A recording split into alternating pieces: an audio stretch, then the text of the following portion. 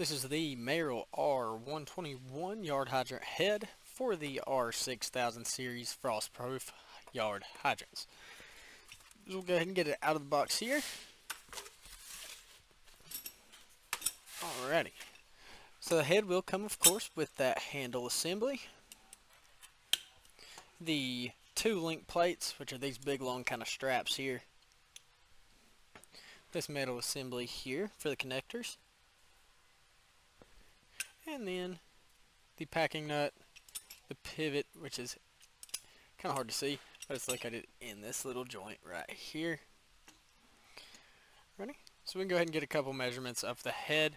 We'll start with a total length, and we'll just get a total length of the head. So measuring from the bottom here at the base of the head to the top right here at this bolt.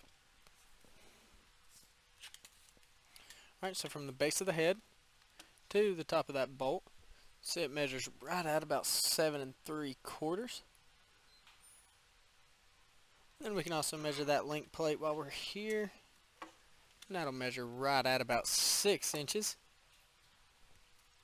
Then also get a total length of the handle.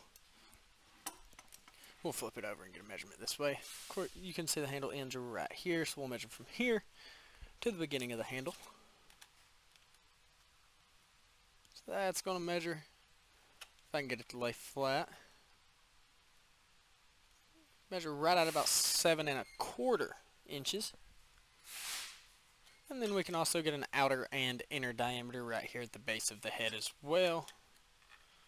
So outer diameter measuring right at about 2 inches, and an inner diameter of right at about 1 inch and 1 1/4 inches. And then last but not least, we'll go ahead and get an outer diameter down here at the threads on the spout. We can see those threads right at about 3/4 of an inch. Yeah, so once again, this is the Merrill R-121 yard hydrant head.